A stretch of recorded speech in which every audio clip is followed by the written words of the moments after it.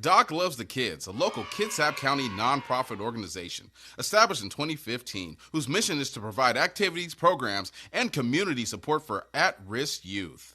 They put the U in community. Doc Loves the Kids.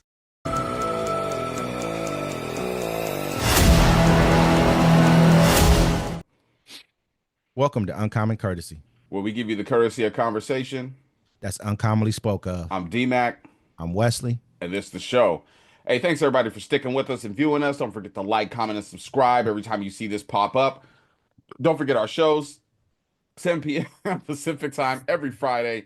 Pacific time every Friday night. That's the Friday Fix. 1 p.m. Pacific time Sunday show. That's our Sunday Town Hall. The link will be inside of the comments. You can join us anytime.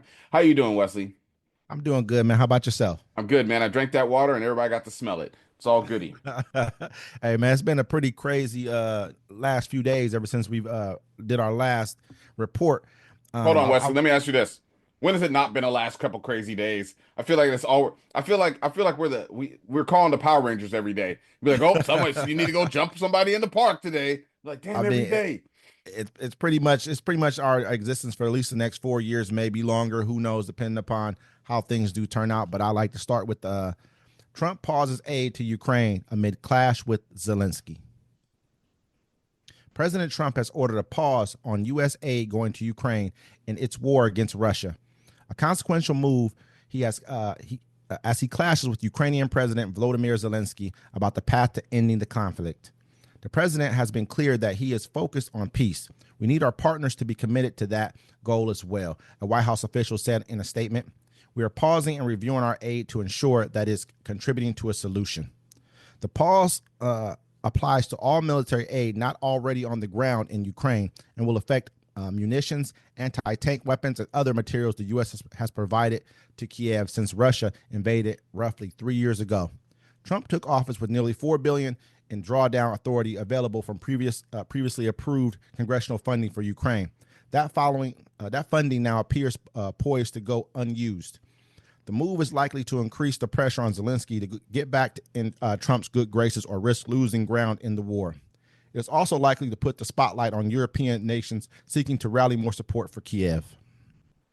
Now, if we want to really get into this, like it's been gotten into over the last few days, we want to start from kind of the beginning of this situation to where they had that White House, confrontation. Meeting. Yeah.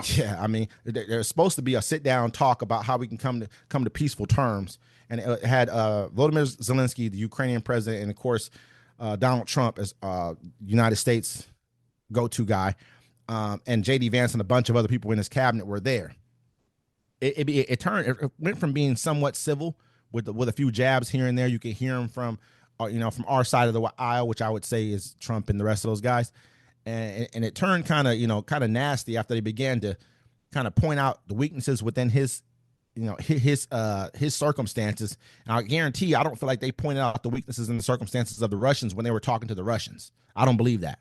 No, Zelensky was brought there for public humiliation at the end of the day. That's all it was. Yep. You let a reporter talk crazy to a president of a different country, like a reporter, you know what I'm saying? And then J.D. Vance is going to sit there and laugh. And you see Marco Rubio's like, yeah, I mean, he was the most embarrassed in the room. Yeah, it was a joke. Zelensky didn't have to take it. He ain't gonna bend the knee. I mean, he's ready to kind of do it now. He's like, yo, the mineral deal can still be on the table because they know they can't win. And even the UK came out. They were like, look, we're gonna try to do a peace deal, and the US is gonna be involved, and this and this and that because they know they kind of have to. They need us for this, but I mean, they shouldn't. They have to deal with us. It's a horrible circumstance to have a person who was sold out to Russia, which is Donald Trump. He's sold out to Vladimir Putin. He's given up basically the American, our military, all ground that we've gained in this war. I mean, all the help that it's going to basically create for what we've already been through with Russia. We have to think about those things. People tend not to understand the long history we've had with them, how many trillions of dollars we spent in a covert war with, Cold War counting. And then on top of that, we were in Afghanistan. They were sending in hitmen and paying for all kind of stuff on our troops in Iraq and all the things we went through with them in Syria, them trying to dump our government bonds in '08 when they're asked China to dump our government bonds so they could crater the economy further than where it was in '08. This is our mortal enemy. We all know this. And we have a person who is right now at war with them, and we don't have to fire a single shot. And they've already knocked off over 700,000 of their troops, plus over 1 million wounded. I mean, severely wounded, not just like, what you see on TV. This is like maybe a limb, or something else missing. This is what this small little nation has done to them. Let them deal with that problem. Put them in a situation to where, their economy is already cratering right now. Their military is on the verge. They have to conscript so many different people from different places right now just to even bring them in. They're bringing in North Koreans. Let this situation play itself out. Why are we interjecting ourselves? They told the North Koreans that they were fighting South Koreans. Really? So when the North Koreans got captured, they're like, "Yo, who are you?" It's Like, kind of cold, It's kind of cold over here. Wait, you don't look like my cousin. Like, that's what I've been trying to get at. Homeboy stole my sister's doll back in '97. Remember what they told the people over in India? Remember they hit them up and was like, "Hey, you guys want to work? You need a construction job? We'll pay you about $4,000 a month." They're like, "What? Seriously?" They told me it was a call center, and now I have a gun and I'm at the front lines. Oh man, this guy! I haven't made a single call yet. All right. You're stupid, bro. You're stupid. Hey, but listen, no, honestly though, they told me I was going to work for Amazon. Hey, it's crazy right now because honestly, they had them front line, man. They had them people front line with put a gun in your hand. This person probably never been in any kind of a confrontation with a gun in his entire life. They're like, "Here you go." Hey, the Russian military is like, they just put us on the front line. They didn't even give us any training. They like, I ain't had curry in weeks, bro. I'm starving out here. This guy is crazy, man. Stop it, bro. How do you feel about fuck him? So I'm joking. I'm playing. I'm just joking. So how do you feel about the rumor they were saying that Donald Trump has been a KGB agent since 1987? Have you seen that? I mean, I've heard that. Do I think that he's been an agent? I don't know. But do I believe they've been giving him money? Yes. It's a long history. I mean, even his sons came out and said, we got all of our money from Russia. I mean, this is things that are already noted. They know that Deutsche Bank has given them a lot of money, and Deutsche Bank is known to have ties to Russia. There was a guy who bought one of Donald Trump's condos for like, I don't want to say the number, but it was like 3 or 4 times what it was really even worth. It was ridiculous, way more than what it was worth. And it was a Russian guy who did it. What I mean? So this is consistently, he's having dealings with Russians who are bailing him out of his financial situations for us to believe that something's not amiss here. Now all of a sudden you're so interested in getting this war over. People are dying. People are dying in Palestine. People are dying in other places where there's war going on as well. Well, they don't really care about the Palestinians. You saw they just let them cut off aid to them. And so that's my whole thing too. It's like, look, when it comes to this war, it's like you can be pro-Russian in America or you can be pro-Ukrainian, right? Everyone's okay with that, right? Mm-hmm. But once you start saying I'm pro-Palestinian in America, they want to throw you. They want to kill you. You know what I'm saying? You're the worst person in the world. The worst person in the world. It's like, why can't I support them? But let's get back to the topic. I think Zelensky needs to make the mineral deal. They came in and they embarrassed him. But at the end of the day, without the U.S. support, like Donald Trump said, that war would have been over in 2 weeks.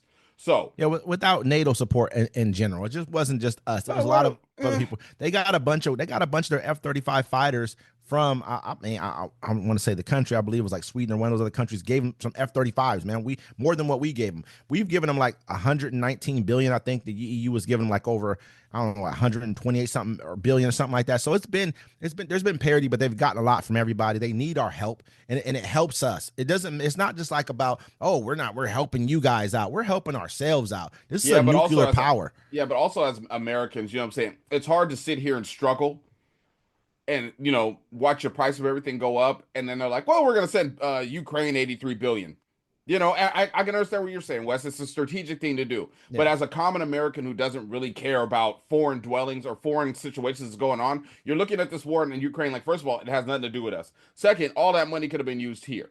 You know what I'm saying? Now we have an administration here that they're going to act like they're going to give you some money, but they're not. We know who the money's going to go to. You need to make over $400 million or $400,000 to actually get a tax break now. So, I mean, and then Donald Trump came out and says, he's like, look, we're helping you out. We're helping all y'all out. What y'all doing for us? What are you giving us?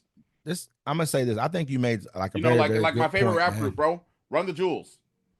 I feel like, man, you made a very good point that it's like, is looked over a lot by people who may know a little bit more about like world affairs, or a little bit, I mean, we tend to look over that point that some people are not into that. We had a guest on our show one time, and I spoke to him about just world affairs. So I don't care about that. I only care about what's going on in America. What's happening? If you have you Yeah, traveled the whole? I mean, but some people are like that, and it's like if us not understanding that America is America because of our foreign policy, because of what we have. If you look at half the stuff you buy, it's coming from overseas. It's coming from somewhere else. Most of the things that we're buying here, we don't tend to realize that a lot of the vegetables we buy are also coming from another country. A yeah. lot of the food that During the we have, wintertime, South America.